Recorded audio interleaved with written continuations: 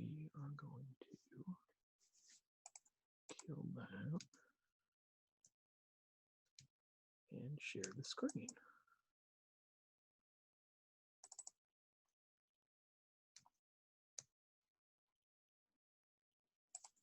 Go back to that, kill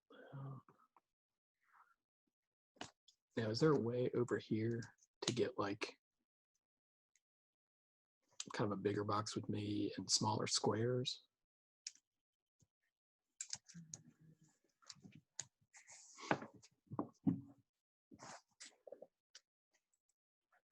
I think it's called speaker. Lynn? Yes, ma'am. How's it going? Oh, good. I couldn't hear you for a minute. I'm good. How are you? Good. How's Audrey? She's good. She's here. She's co-host. Hi, Audrey. It's Carol. How are the doggies?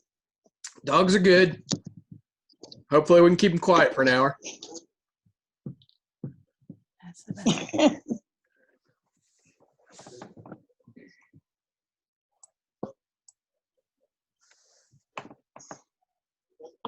And can I see the chat or not?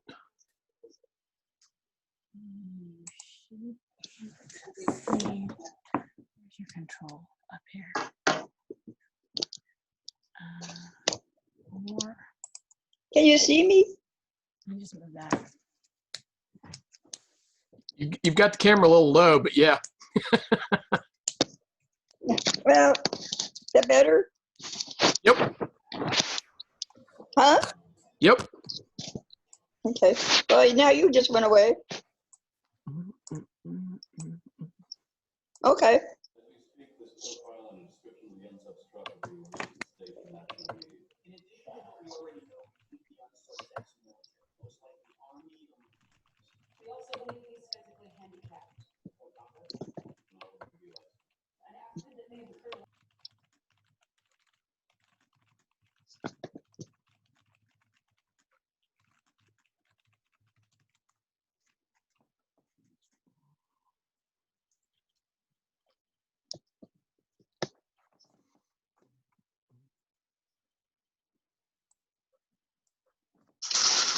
Are you talking? Because I can't hear you.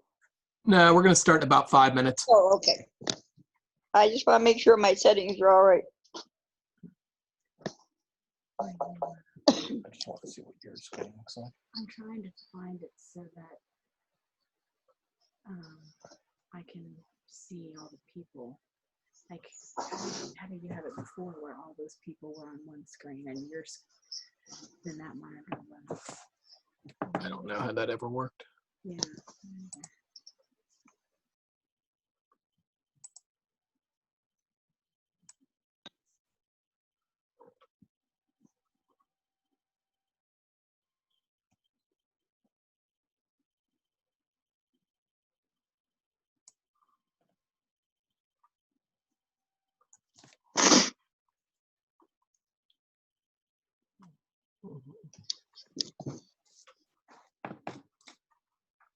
So I'm going to give people a few minutes to fill in here, and we'll kick off things at about 5:30.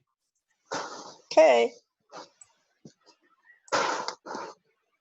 For those of you that are tuning in for the first time, you have a chat function, and if anything occurs to you during the talk, please type that question or comment into the chat. Either Audrey or I will see it and try to cover it. Other than that, it's just going to be too much noise if people are constantly trying to intercept audio-wise.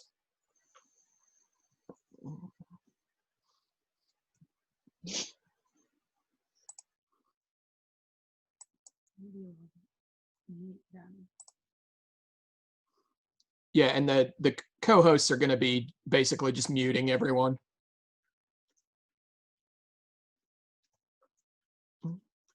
Once we get going in about 2 minutes, you're not going to have to worry about me not talking. Probably won't shut up.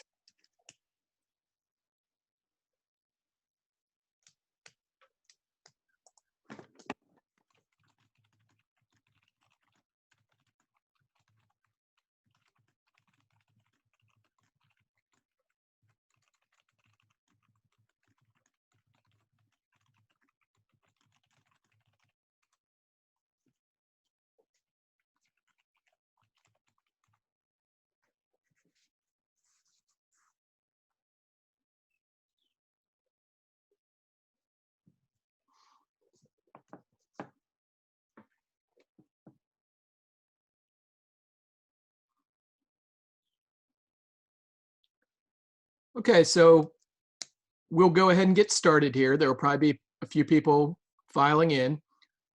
We'll go for an hour until 6:30. The intention is that we start late enough for you to be able to have dinner, get done with your afternoon, and join us. And then hopefully you'll be able to join Chris's triangle game, which is either at 7 o'clock or 7:05 in the virtual clubs. So we'll go to 6:30. That's not really a hard stop, but we'll stop somewhere around there. This is our second episode of doing this, and what we've been doing so far is taking the Tuesday night Raleigh Bridge Club hands, and we kind of just see what happens. I'll look at the hands on Wednesday morning, take any email input or text input that you want to send me about stuff you'd like to see covered, and we kind of throw that together and make a little lesson casserole out of it. I've got my screen shared, and we'll be putting the hands up on the left side, big enough hopefully so that you can see them, and on the right you will see the deals. Like, this is my private score from last night, so I'll just be going into selected deals, throwing them to the left side of the screen and talking about them.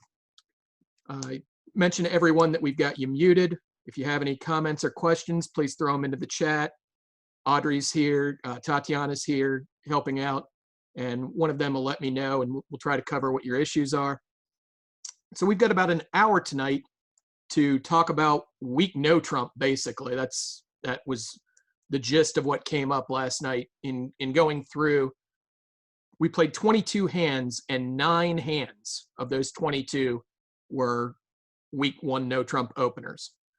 So what I want to do first is talk about just the bird's eye view, why there are certain pairs that are choosing to open 1 no trump week, and then what you should do about that when you are faced with it from a defensive perspective.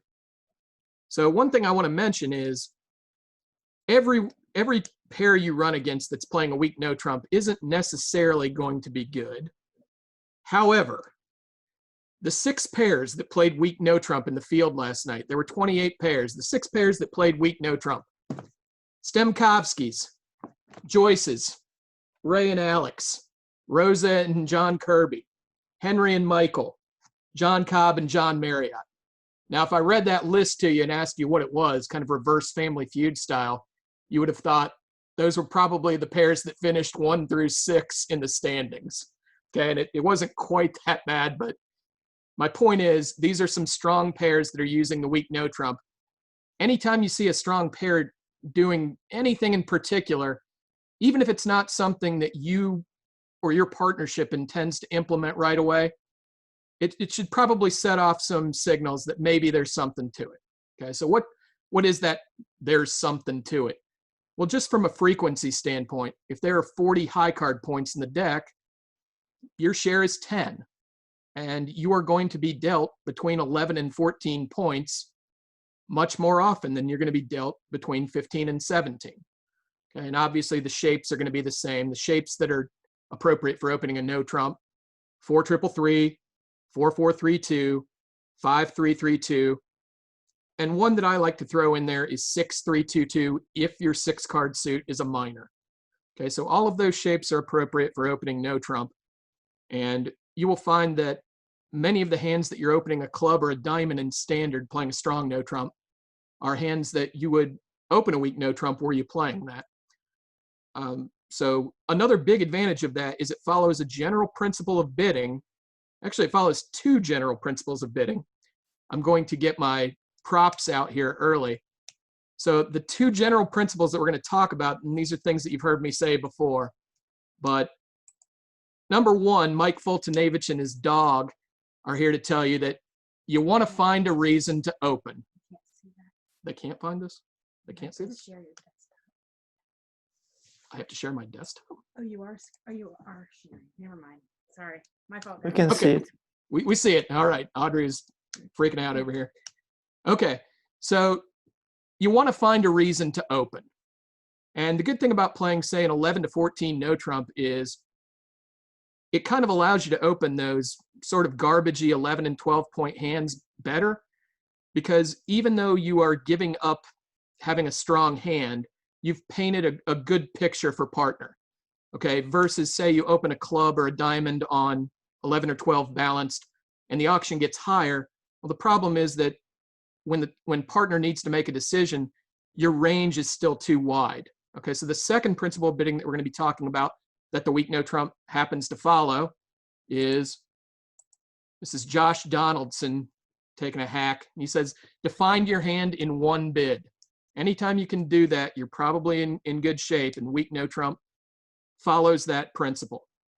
Other examples of making one bid that define your hand succinctly: making a limit raise of partner, making a single raise of partner. Anything that gets across usable, tightly defined information, especially telling your partner that you have a fit, that's going to be, you definitely want to strive to make those sorts of choices. Something that we've talked about before is, say partner opens 1 heart and you have 8 points with 4 spades and 3 hearts. Okay, this is kind of a classic spot where sometimes beginners will bid a spade with this hand, but the problem is when you come back and support partner, say to 2 hearts on the second round, the picture you've painted for partner is not as tight points wise, and partner's going to think you only have 2 card support.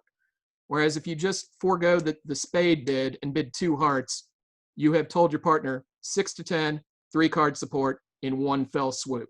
You've made your partner the captain of the auction. Whatever they want to do, your partner is in basically almost perfect possession of what the assets for the partnership are. So anytime you can make one person captain, that's going to be following a good principle of bidding. So those are our reasons. We define our hand quickly. We make use of a hand type that comes up very often, i.e. 11 to 14 balanced. You preempt the opponents out of the entire 1 level, right? So if they have the spade suit, for instance, they're now going to have to come in at the 2 level to get that express to partner. And their overcalling ranges will not be as tight as when they get to open the bidding, say 1 spade. Okay, so always find a reason to open the bidding. That's been kind of proven at this point to be a tactical winner, and define your hand in 1 bid. So back to hand 1, which is a weak no trump opener right off the bat. So we'll go ahead and bid 1 no with the north hand. North is 5-3-3-2, check on the shape requirement, and north has a very reasonable 12 count. Very reasonable because you've got the 10 of hearts, you've got a 5 card suit. So this is a solid 12 count. So now let's talk about it from the flip side. What do we need to be doing when they open 1 no trump weak in front of us? And to answer that question, first of all, I'm going to go over what we need to be doing when they open a strong no trump.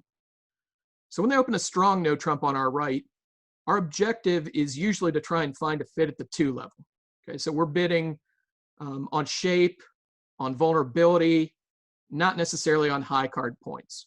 Okay, if we have a whole lot of high card points in a balanced hand, we tend to just be quiet, defend, try and get a plus score that way. The thinking being that if there's 15 to 17 balanced on your right, you're kind of giving up on the objective of getting to game, and unless you find an extreme fit with partner and some extra shape. So we cater all our bidding to try and find a safe place to land at the 2 level.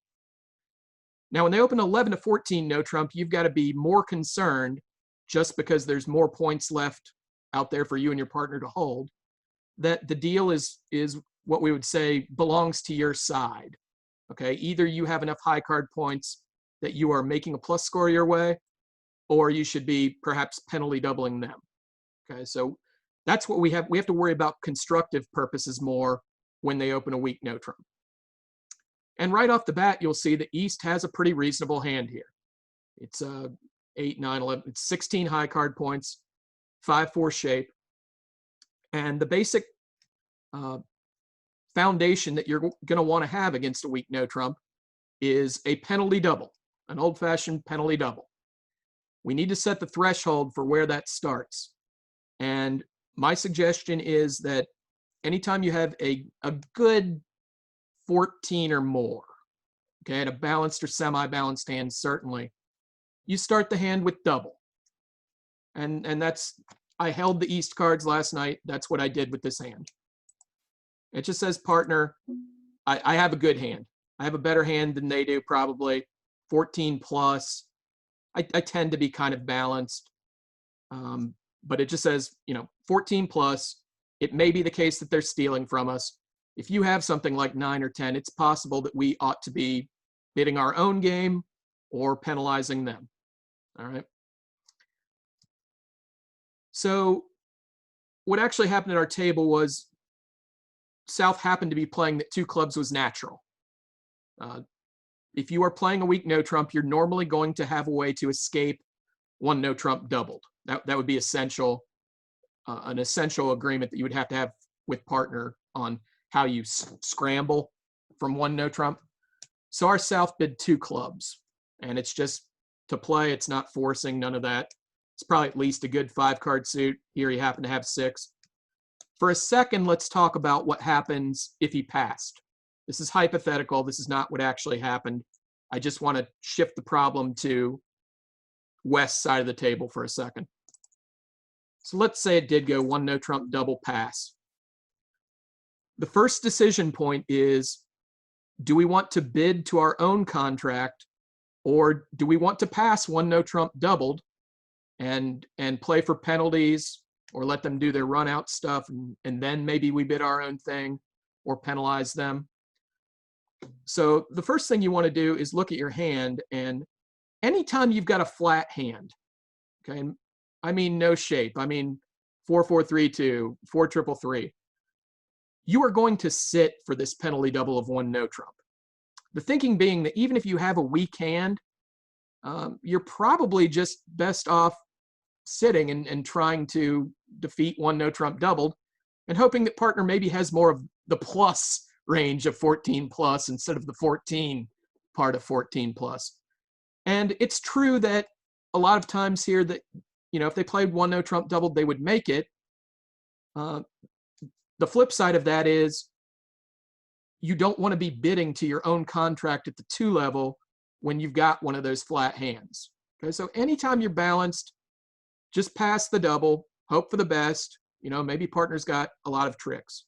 If we bid, it needs to be showing some shape.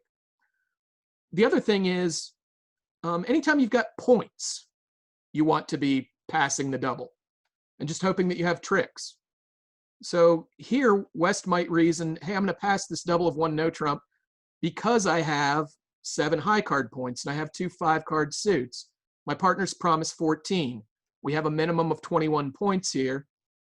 Let's try to defeat 1 no trump doubled. Okay, so those are the 2 occasions where you would pass as West on this type of auction. A, you have a balanced hand. B, you have some points. Call it 6 or 7 points. This West hand certainly qualifies. Okay, which means that the only times you're running from 1 no trump double pass is if you have shape and you have a bad hand. We'll call it 0 to 5 or 6. Okay, so this hand actually would not bid something like 2 hearts because it's actually too strong. It's strong enough that you would want to just defend 1 no trump doubled. Okay, so that covers what the double should mean and also what the advancer over 1 no trump double pass should be thinking about as far as, do I bid here? Do I pass and try to play, 1 no trump doubled? And once we voted on playing 1 no trump doubled, okay, say it goes pass, which is what I would recommend with this hand because it's got the 7 high cards.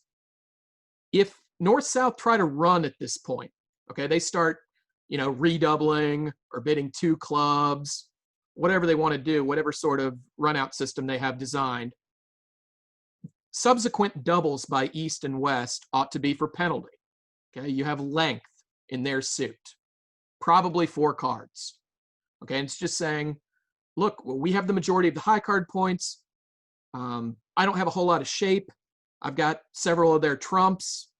Let's just try and defend this. Okay, and if neither one of you can double, perhaps you end up bidding 2 no trump. There would be some concept that I don't really want to get into forcing passes. Probably you would have some level at which you either had to bid onto your own contract or you had to double them. But if neither of the partners can double, sometimes you have to run to something like 2 no trump, 2 spades, whatever.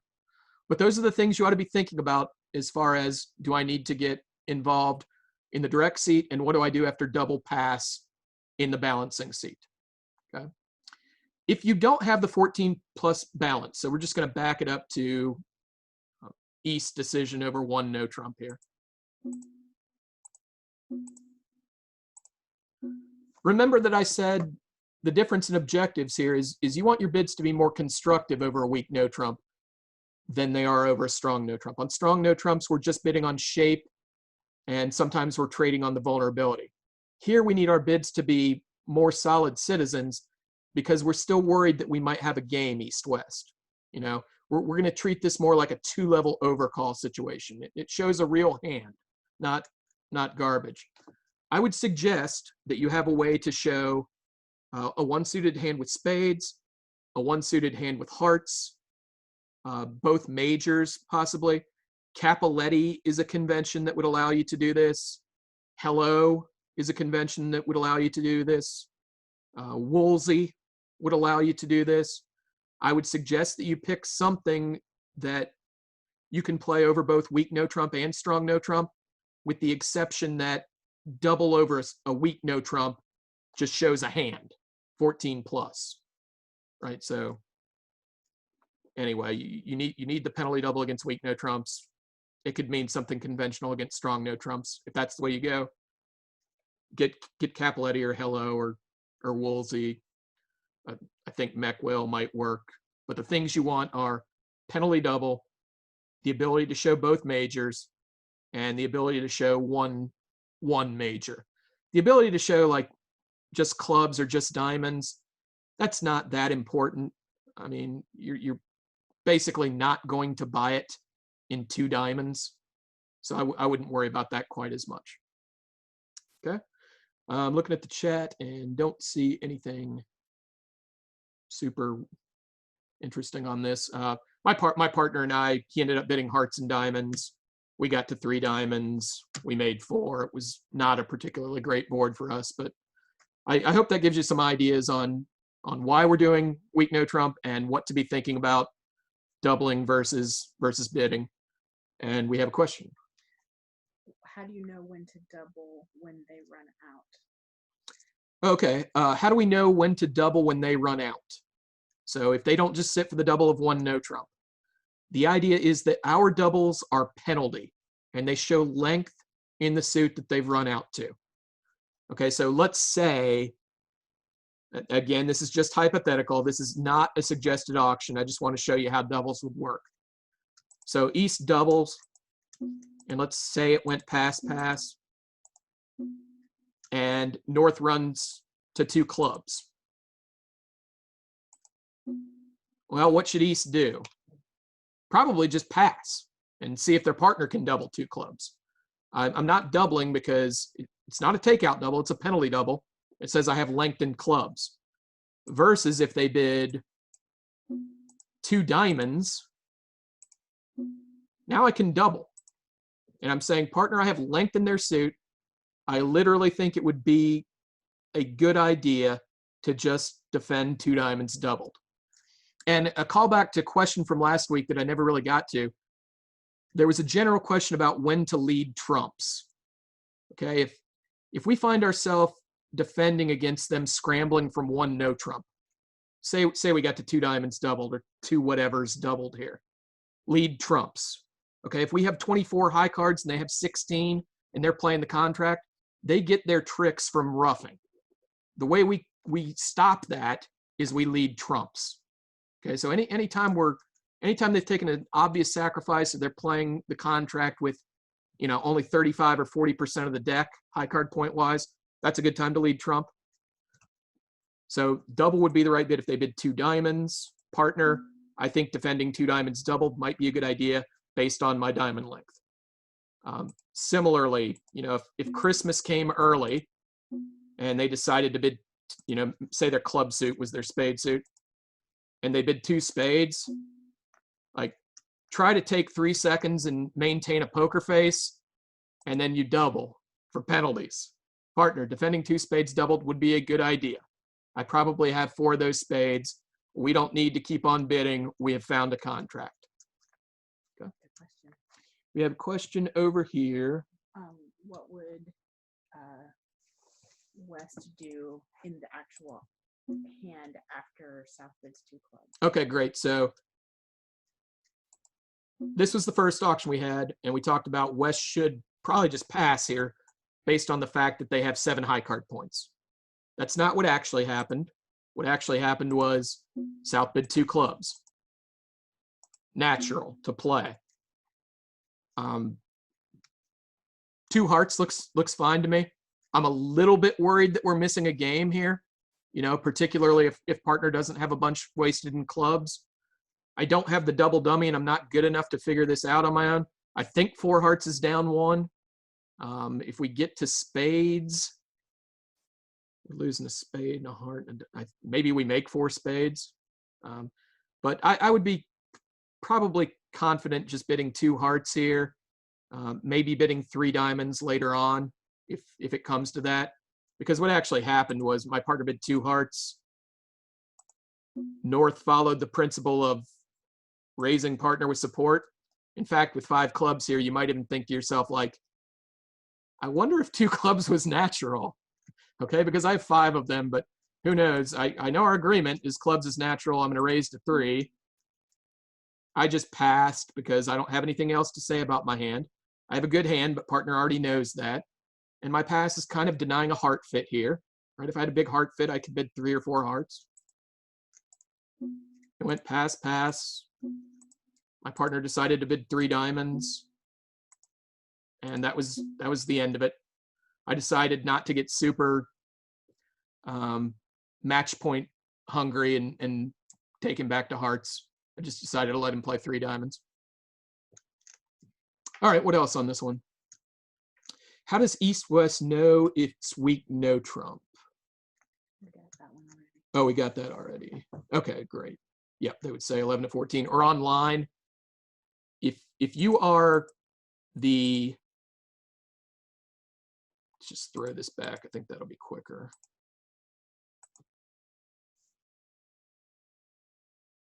Yeah, I realize we're eating up a lot of time on this deal, but it's fine. The other ones are going to go faster because we've talked about some principles here. I'm just redealing the same hand. If you are the North person playing on bridge base online here, this is the way you would play an 11 to 14 no trump. The opponents are entitled to that information, obviously, and it's not something they're going to be expecting particularly. So it's very important that you let them know you're playing 11 to 14 without their having to ask.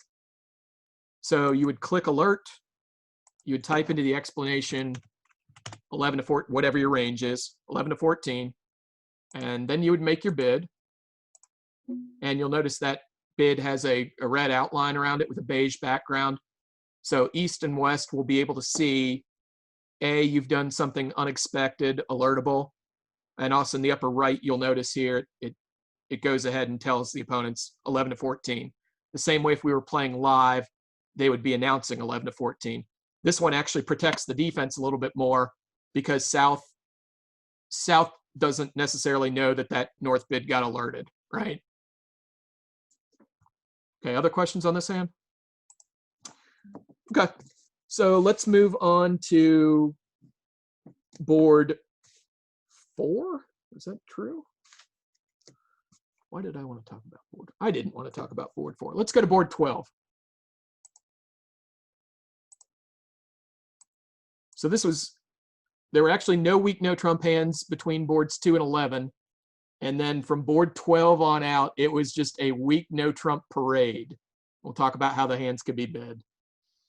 Okay, board 12, throw to the screen.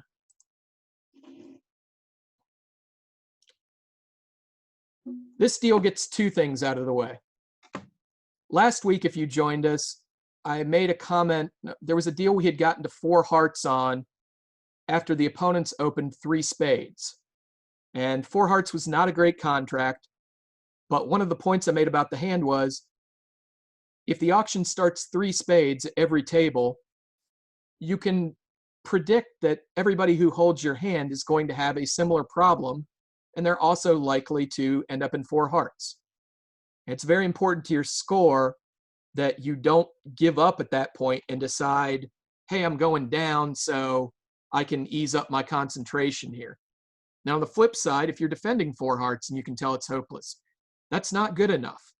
You need to try and find a way to beat it 2 or beat it 3, because if you do let your concentration go and you end up beating 4 hearts 1 when the rest of the room gets to 4 hearts because it was just sort of inevitable on the cards that they would get there, if you chalk up plus 100 when the rest of the room gets plus 200, nobody cares that you got a plus score.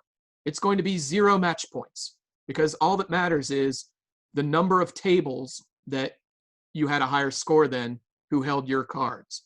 So sometimes the concept of I would even say often, the concept of beating a contract or making a contract, it's an arbitrary hurdle to cross, okay? Because beating it 1 doesn't do us any good if we're supposed to be beating it 2 or 3. Anyway, why we went down that path was the opening lead and the dummy were such that, the opening lead was the 8 of spades against 4 hearts, and the dummy had 3 spades to the ace, and you had 2 spades to the 5. You could just kind of tell that the person on your right had opened 3 spades on king, queen, jack, 10, 9, 7th, okay? Which is not open to partnership style, i.e. everyone in the world opens that hand 3 spades, all right? So that should have also given you comfort in realizing, hey, 4 hearts is a normal contract, even though it's bad. Fast forward to this week, and one comment I made about that 3 spade bid was that it wasn't a John Kirby preempt. John Kirby takes a few liberties with his preempting style, and it just so happened that he sat west on this deal. And his opening bid, which was actually chosen by one other person in the field, I believe Hank Cantrell opened this hand 3 clubs as well. So John Kirby is apparently building a fan club here. And 3 clubs sort of breaks a lot of the rules here. I do have admiration for it, even though I'm sort of poking fun at John. One of the big things that preempting has going for it here is you are first seat white on red. And that is certainly the most attractive seat and vulnerability to be preempt. I guess third chair is more attractive, but first seat white on red is an attractive time. The other thing is you can look at your spade holding and realize, hey, the opponents probably have spades. Against that, you have a terrible suit. You only have 6 of them, and you have all sorts of cards on the outside of your suit, i.e. this hand has some defense. I talked about the ideal preempt should be all offense and 0 defense. So this preempting style breaks a lot of the rules, but I wanted to show you, and by rules I don't mean legal rules, I mean what the book is going to tell you about preempting. It's also a perfectly reasonable, aggressive style of preempting. Just you and your partner should agree on what you're comfortable with. This is on one end of the spectrum. And if partner thinks, hey, have at it in this situation, it's more important to open up to eat up a bunch of bidding space from them than it is for us to sit around waiting for a Charles Gorin 3 club preempt. There's nothing wrong with that. It's under the category of partnership style, and it's reasonable. But anyway, there's the John Kirby's preempts belong in a straitjacket speech. Let's undo this one and say it went pass. The north hand is a candidate for a weak no trump opening. Okay, we have 14 points. We have hearts. In some of my weak no trump partnerships, we play that you can't have a 5-card major. In most of them, we play that you can. And it looked like several of the pairs who were playing weak no trump on this hand. I wrote down that Ray and Alex definitely opened this hand 1 no trump. But my personal preference would be you go ahead and do it even with a 5-card major. when you're specifically 5-3-3-2. And this one isn't going to present many problems for East-West, right? East is not at all tempted to come into this auction. They have a flat 6 count. What's probably going to happen is that South is going to transfer to spades and invite, and North is going to be more than happy to accept that invitation based on having a maximum point-wise, having 3 trumps, and having good in-out valuation, which is another concept we've talked about. You want your aces on the outside and your soft values on the inside. So the fact that we have 2 aces outside and the queen of trump already make this a very nice hand if partner says, hey, are you minimum or maximum? And then add to that, hey, we've got a 5-card suit, we have a 3rd trump, and we have 14 high card points when we might have had as few as 11. So the North-South's going to get to 4 spades here. East-West is not tempted to come into the bidding at any point. Questions on that one? All right. The next weak no trump hand was board 13.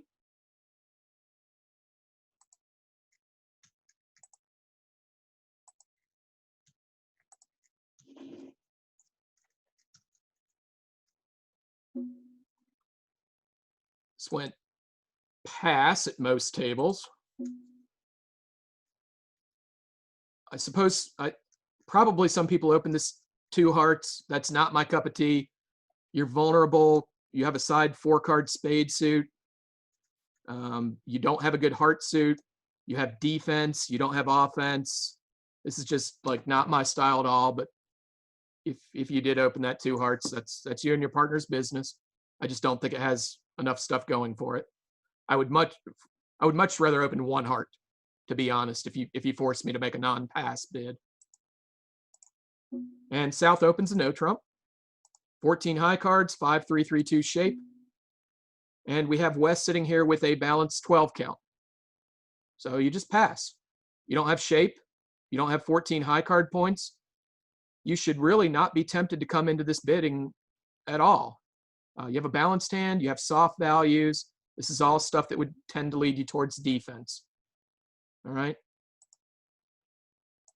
And North-South, they might express a invitational hand with 5+ hearts and 4 spades. They might choose to transfer to hearts and invite. They might choose to transfer to hearts and dump. They might bid Stamen followed by hearts. I don't know. It's not my point to talk about that sort of stuff today. We're just talking about coming into 1 no trump auctions. I guess if we looked at the Traveler,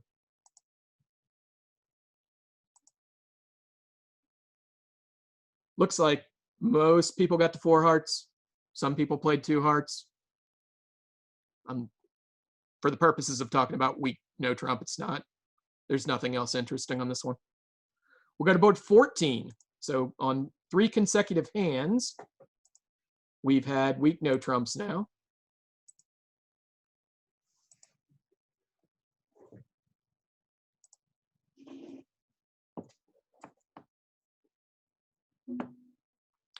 This one went pass, and South's South's hand is a great candidate for opening 1 no trump weak.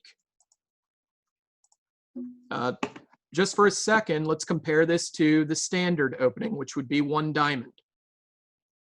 Well, if we open 1 diamond when we're playing a 15-17 no trump, again, it's not necessarily my point to convert you to weak no trumps. I'm just trying to show you some of their strengths. When we open a diamond in standard, what's our point range? Well, it's 11 to 21 or something. What's our shape range? We might be balanced. We might have a 1 suited hand. We might have a 2 suited hand. We might have as few as 3 diamonds. We might have as many as 8 or 9 diamonds. The long and short of it being, you haven't followed the principle of you found a reason to open, but you haven't defined your hand in 1 bid. Whereas if you open the weak no trump system, treat your 1 no trump openings 11 to 14, you have followed both principles. You found a reason to open, and you have defined your hand. Partner doesn't have to worry about your shape, and he doesn't have to worry about your strength. You've put it all on the table in 1 fell swoop. And that's, generally speaking, a good thing to do. So now we've got another hand that should come into the bidding probably. I'm not going to sit around and do something tricky like pass here and hope that they bid 3 no trump and then get cute and lead 4th best, the jack of spades, then run the spade suit and beat them too. I'm not going to sit around waiting for that to happen. So here you would just bid whatever your system is that says I have spades. And one newfangled way of showing that you have spades would be just to play a system where you bid 2 spades to show I have spades.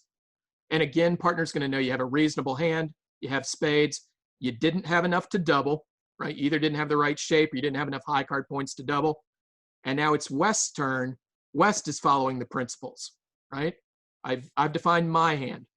My hand is about spades, and it's not super strong, because if I had like the ace of clubs instead of the queen, I would double to show a good balanced or semi-balanced hand with 14 or more points.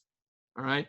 And then from there on out, north-south is they're probably going to find a way to compete to 3 hearts.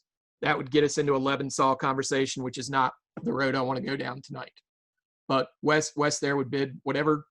West gets involved. That's decision point 1, and bids whatever it is that they have in their arsenal to show 1-suited hand with spades. Okay. Not strong enough for double here.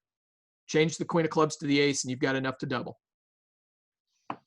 I'm reminded before we move on to 16, we're going to skip one board and then get to another weak no trump hand. But I'm reminded of a question I got today, which was about, let me see. I'm not sure it's one of the hands we're going to go over, so I'll talk about it for a second. The problem hand is, imagine yourself with, and we're not going to talk about the weak no trump here. We're just going to talk about bidding in general. Imagine you're playing a strong no trump and you have 15 points, 16 points, and you have a 6-3-2-2 shape where your 6-card suit is a minor. And the question was, please weigh the virtues of opening this 1 no trump, which is certainly something I advocate, versus opening it, say 1 diamond, if you have 6 diamonds. So, once again, getting back to our principles, if we open 1 no trump, partner's going to know we have a balanced hand. Okay, sue me. I have 6-3-2-2. I have no interest in playing 5 of a minor on 9.5 deals out of 10.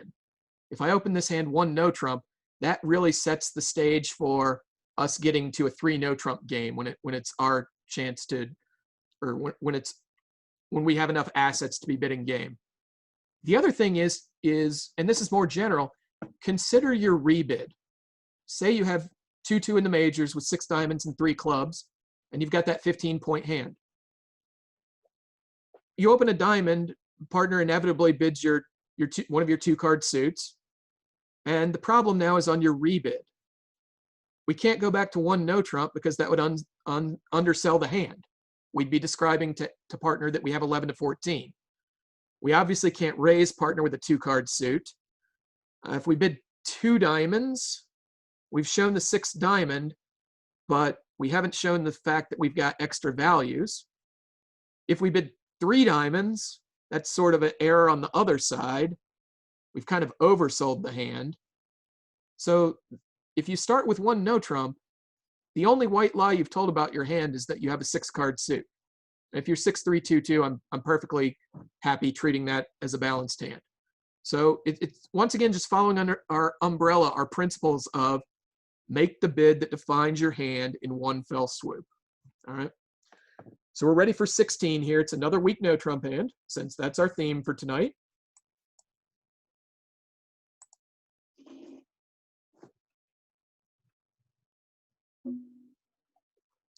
West deals 14 points, 4-4-3-2 shape. If you're playing a weak no trump, you open a no trump. If you're playing standard, you'd be opening a diamond. It's the same problems I talked about before. Partner basically has no idea about your hand other than you probably don't have a 5-card major. You don't have a 2 club opening. You don't have 15 to 17 balanced, but that's about all they know. North is not at all, interested in bidding here, let's for a second take the 5 of diamonds and put it in with the hearts. Don't think I'm good enough with this to do this on the fly. So I want you to pretend that one of the small diamonds is in with the heart suit, such that you had 5, 4, 3, 1 shape with both majors. This would be a difference between bidding over the weak no trump versus over the strong no trump. Remember, we want our weak no trump bids to be constructive in nature. We're not just trying to mess with them. We're trying to maybe get to our own game contract. The hand's just not good enough to bid over a weak no trump showing majors because you only have a 7 count. Whereas if you were playing against a strong no trump and you held that shape, again, remember, throw the 5 of diamonds in with the heart suit. Then you would certainly want to get involved. You would certainly, over a strong no trump, want to make the bid that expressed that you had both majors. Because when they open a strong no trump, our objective isn't really get to a game anymore. It's to try and find a safe landing spot at the 2 level. Partner's not going to get carried away. She knows that we are bidding primarily on shape and not on constructive bids, high cards, whatever you want to call them. We're bidding more based on distribution. The other thing that bidding here would have in its favor is the vulnerability. Okay, we're white on red. But suffice it to say, even if we shift that diamond into the hearts, not enough to bid over a weak no trump. And we'd be passing. And here's another thing about this hand isn't really that tempting, but even if we give the East hand, say, another queen, give them a 10 count instead of an 8 count, East just passes in these situations if you're playing a weak no trump. The same way that I would just pass with this hand if my partner opened a strong no trump and I have 8. We don't need to get to game on anything that moves when we're playing match point scoring. Getting plus scores is good. And perhaps tempting South to come back into the auction and I have this hand. I'd be very happy to defend to double something that they wanted to bid. When it's a weak no trump, you shouldn't be at all tempted to bid with this hand. Don't do anything funny like use Stamen.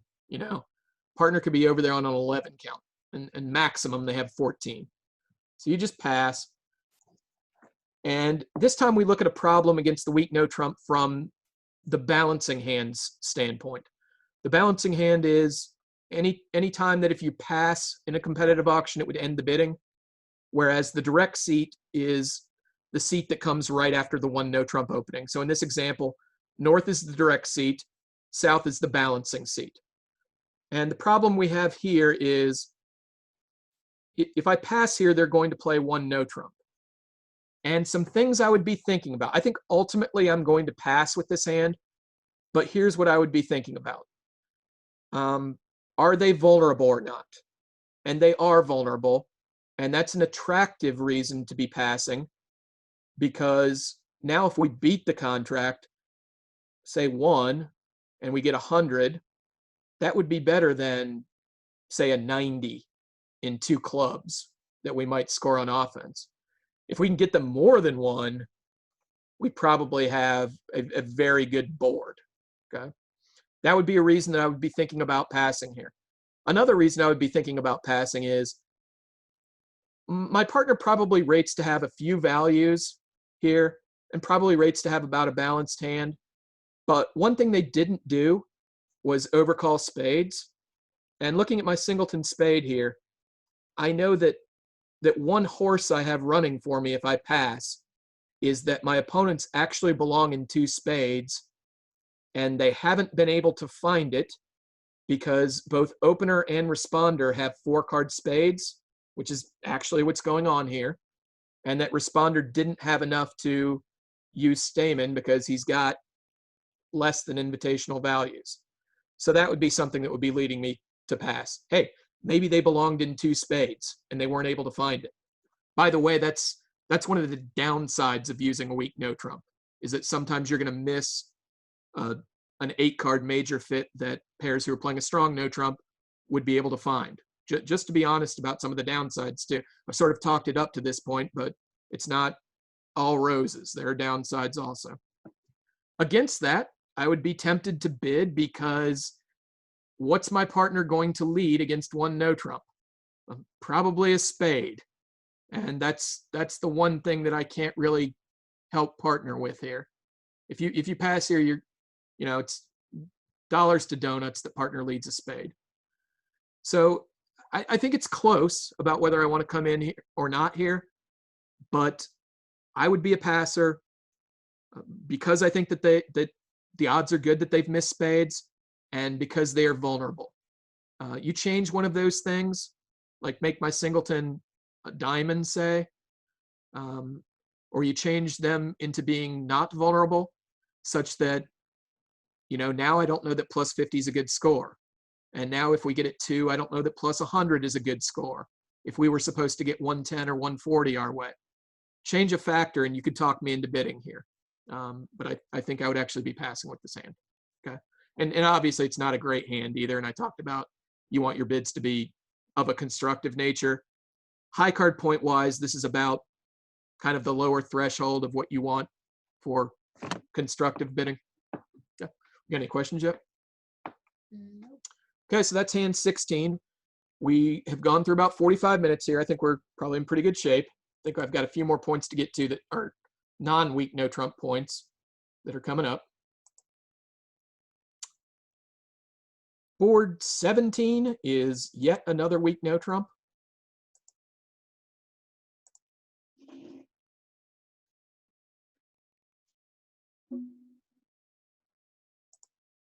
North is passing with the 10 count. East is passing with the 5 count. South opens 1 no trump. West has 13. Not quite enough to double. Very close. Probably about the best hand you could have that's not good enough for a double. For the same reasons that we talked about, I was more inclined to pass the last hand, i.e. the opponents have maybe missed a major fit and they're vulnerable. So if I can set them, I'm getting 100. Neither of those conditions apply here. So I'm much more interested in getting involved. If you had a way for me to show a 1-suited spade hand here, I would do that. So, if we're playing that spades is spades, a novel concept, I would bid 2 spades here. And also let me be honest here, there's no security that this is going to be a good result. I'm just willing to gamble that over the range of things that could happen, bidding 2 spades here is safer than allowing them to play 1 no trump. Safe is a funny word, right? It feels safe to pass, but if you pass and let them just collect these 75% boards, sure, you haven't really made an error of commission, and psychologically that feels better, but you've missed an opportunity to make their lives tough. So anyway, the concept of safe is funny, and I would be bidding 2 spades with this hand.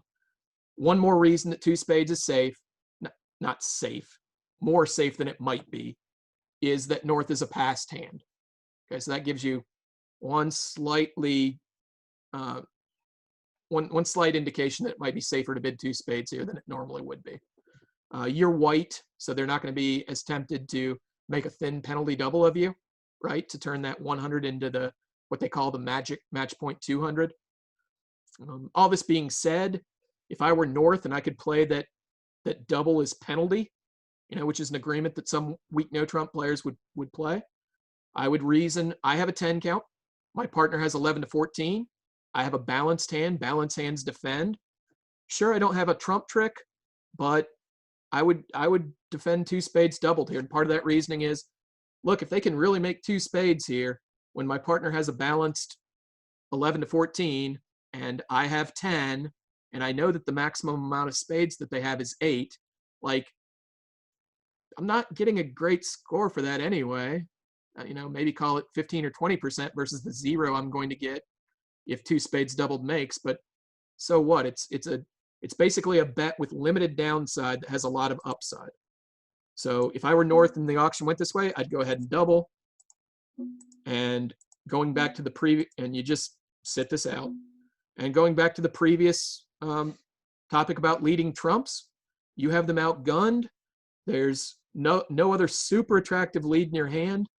Go ahead and just start leading trumps. Okay, get the 2 of spades on the table, and we'll see how many tricks we can collect. And unless we see a dummy, this dummy's calls for passive defense. There's nothing threatening in this dummy. The defense should be leading trumps every single time they get in, right? So say this first trick goes, we'll make him win the ace for whatever reason, so he can take the heart hook.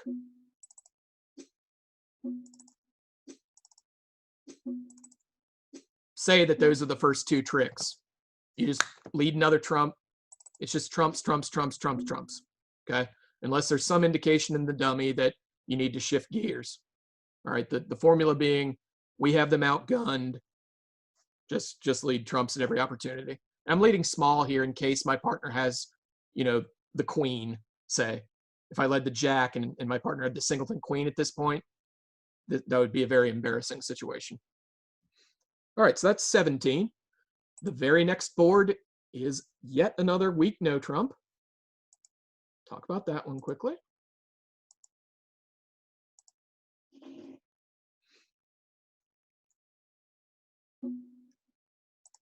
Let's pass.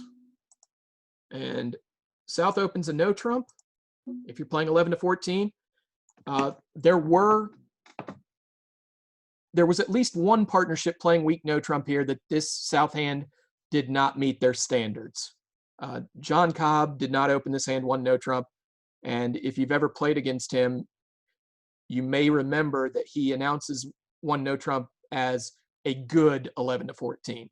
This is a bad 11. I'm not saying I wouldn't open it. I probably would go ahead and open it just because I love opening the bidding, but if there's room for discretion about your 11s, this is a bad one. Okay, so even if you're playing 11 to 14, I'm fine if you want to pass this and employ that sort of style. I'm fine if you want to open it. And again, there's nothing interesting here. Neither East nor West is going to be tempted to come into this. They have no shape. They have no points. North South is just either going to get to 2 no trump or 3 no trump. Board 19, the very next one. Still a weak no trump hand. Okay. Oh, actually, okay, so the last 2 ones here.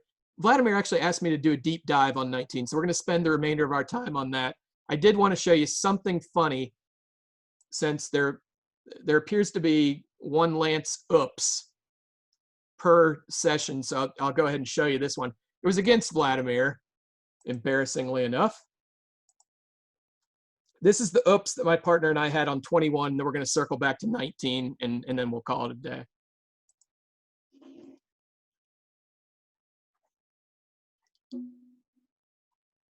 I won't go. This started with a weak no trump, right? Tatiana opened a north-handed no trump. She's 4-4-3-2. She has 13 points. Open a no trump. You're done with it. Partner's the captain for the rest of the auction, right? We just sit back. We answer questions like a partner bid Stamen, but other than that, we let partner do all the driving after we open 1 no trump. And somehow, and I really don't want to get into the details, but somehow East-West ended up in 5 diamonds doubled. So just to do our double dummy selling point here, we'll say that they got to 5. This is not the auction that resulted in 5 diamonds, but I want to show you something. We went for 1,700 on this board. That was not a good score for us. But the funny thing is, and I didn't realize it until I had been asleep for about half an hour and I woke up thinking, oh my gosh, how did partner ever even take 4 tricks on this? The funny thing is, if you go to your double dummy solver here, so we're just going to this ladder and we're doing show double dummy. And one very nice feature of this is you can perform an analysis on your opening leads. What the red numbers mean is the contract is going down. What the particular number is how many it's going down. And you will notice that 1, 2, 3, 4, 8 of these cards lead to down 10. So anyway, that's my Lance is an idiot board of the night. Let's go back, circle back to 19. This is going to be our last hand for the night.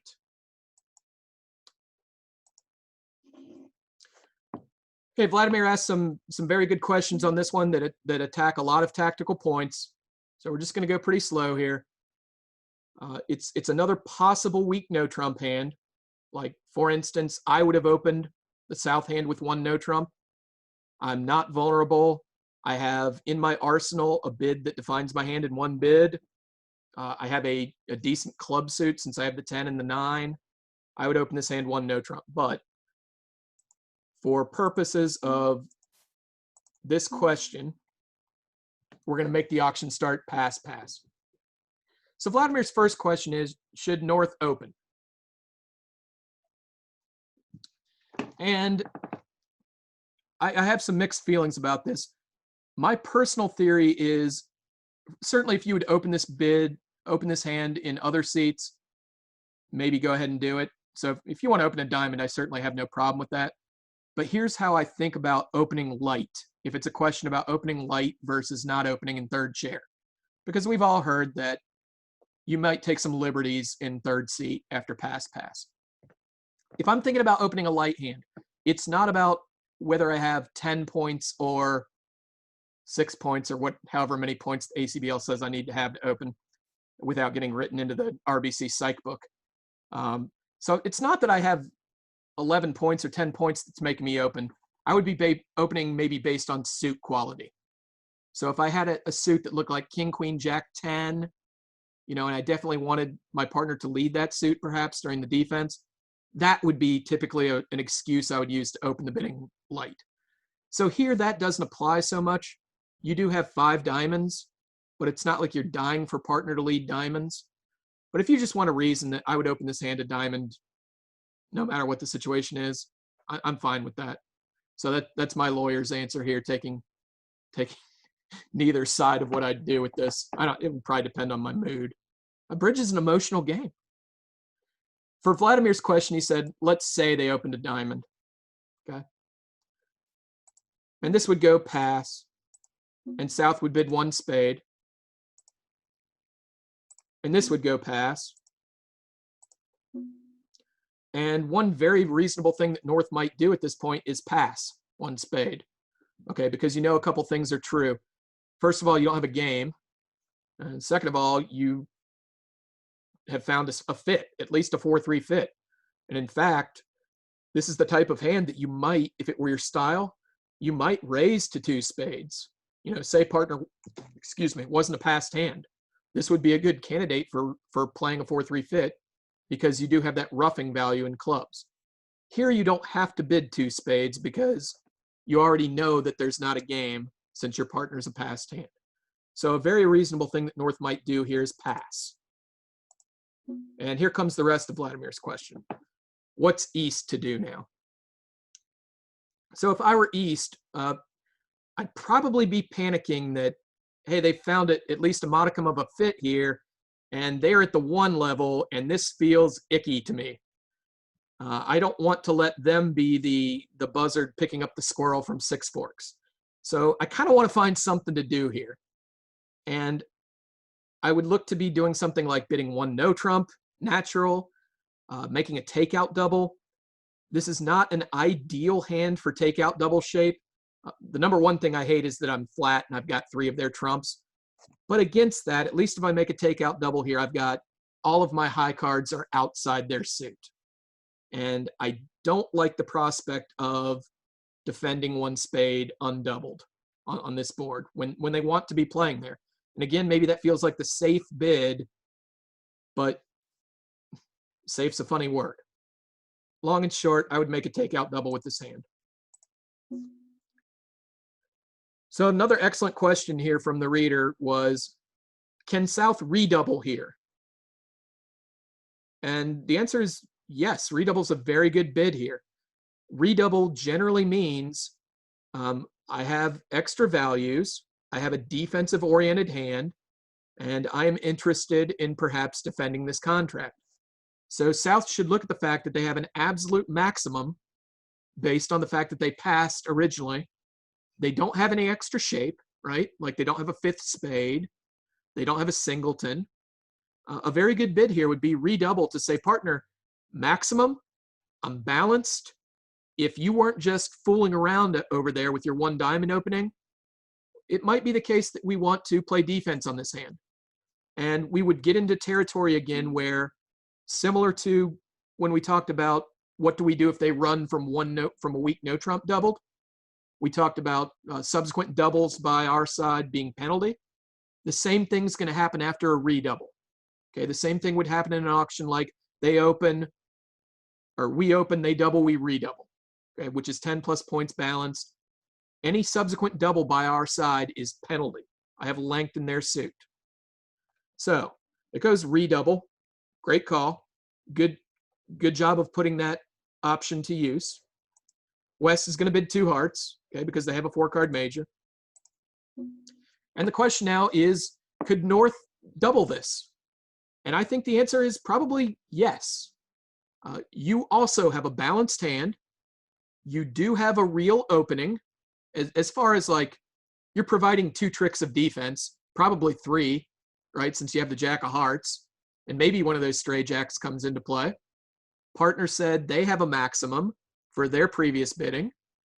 I would be willing to gamble here that we can take 6 tricks against 2 hearts, even though I only have 3 of them. I do have 3 good ones with ace jack third, and I would make a penalty double here and just hope to beat 2 hearts as much as I could. I think 2 hearts is going down. Again, I don't have the double dummy on this, and it's out of my pay grade, but certainly if I were looking at all the hands, if I were looking at my partner's hand here, which in essence I am by the auction he's taken, he said, don't have an opening hand, do have 4 spades, maximum given that I haven't opened, and a fairly balanced hand. I'd be willing to say, partner, we found a spot, hammer 2 hearts, hope to take 6 tricks. If we do, we get 200 as our raw score, and it's probably going to be most of the match points. All right. Question. Should South open 1 no trump if you're playing weak no trump? Yeah, so definitely if I were playing 11 to 14 no trumps, I would open the hand 1 no trump with South. But that wouldn't facilitate this conversation, so that's why I didn't mean to suggest that I would pass the South hand. But there are some people I think who pass the South hand. Otherwise, I don't think we'd have had this situation come up. But on that note, remember that we want to make the bids that define our hands. If we choose to pass the South hand, what does partner know about our hand? They know that we couldn't open the bidding, and they know that we don't have a preempt. Whatever our preempting style is, they know we don't have that. That's still a very large universe of hands. If we open the hand 1 no trump when we're playing 11 to 14 no trumps, we have painted the perfect picture of our hand. Sure, we're a little towards the 11 side, and we don't love that, but you get more bang for your buck opening 1 no trump than you do passing. Okay, neither bid is perfect. Choose the one that's more actionable for your partner, i.e., put your partner in perfect knowledge of the combined assets of the hand, right, and get you out of the auction in one fell swoop. Yeah, another question. If you weren't playing weak no trumps, would you open the South hand? For the same, we don't get quite as many horses if we're not playing weak no trump, but I would open the South hand. I'd still open a club. I think at any vulnerability, it's my style to open a club here. Do realize that if you're playing strong no trumps and you open a club, you don't get the extra cherry on top of you've defined your hand in one bid.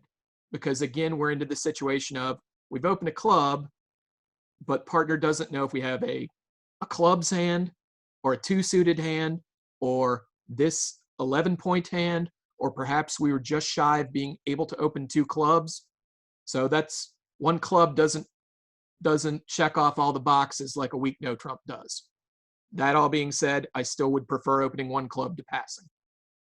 All right, any other questions?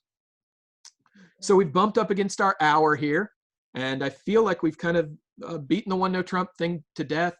Remember that you want to have a double available to show 14 14 good points. We've talked about what the partner of the doubler should do, and that is you should be bidding anytime you have a weak hand with shape. If you have a balanced hand, or you have high card points, call it 6 or 7 at least. Those are the times you should be passing. Just defend one no trump doubled. If they try to run, double by either side of the table is, I have length in this suit, and I'm suggesting that we literally play the hand here doubled, and it's probably a good idea to lead trumps unless you got a better idea. All right, so again, quick advertisement that Chris has a game going on shortly in the virtual clubs. Please try to support him. He's been attending many of our Raleigh Bridge Club games. Attendance last night was awesome. We had 14, which I think is maybe the best we've had since we went to Bridge Base for our games for the time being. And keep the input coming.